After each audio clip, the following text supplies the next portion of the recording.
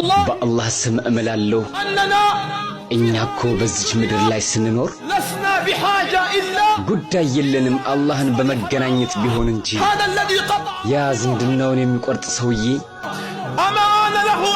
አላህ ጋር እንደማይገናኝ ያስባልን? ያ ሰውዬ እኮ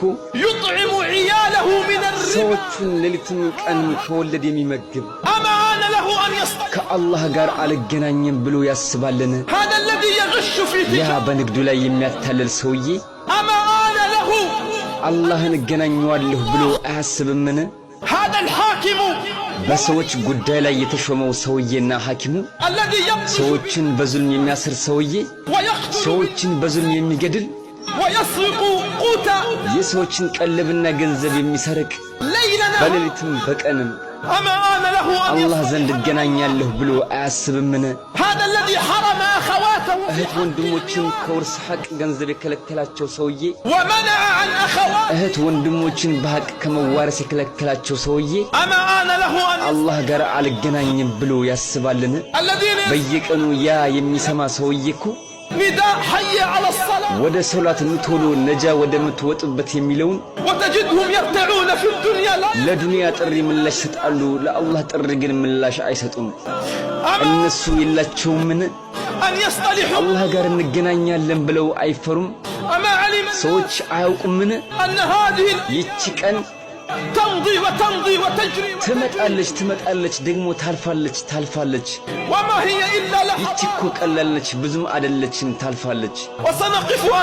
ነገ እኮ የውመል ቂያማ አላህ ፊት እንቆማለን።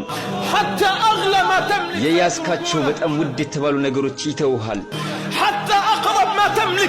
ላንተ ቅርብ የሆኑ ቤተሰቦችህ እንኳ ይተውሃል። አታውቅምን?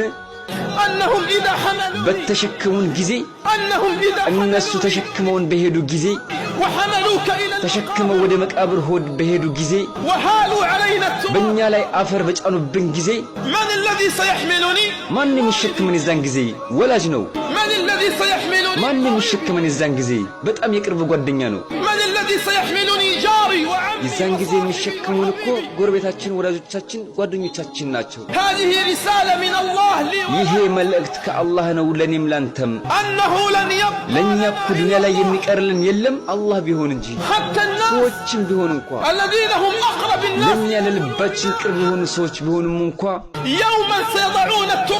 አንድ ቀን እኮ በእኛ ላይ አፈር ጭነውብን ጥለውን ይሄዳሉ።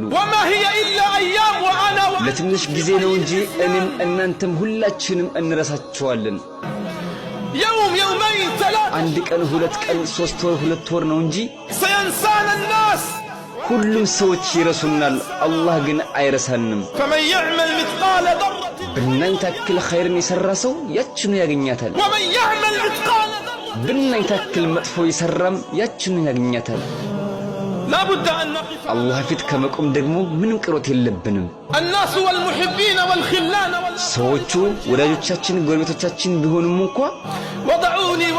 እኔንም አንተንም ወደ ቀብር ወስደው ይቀብሩናል።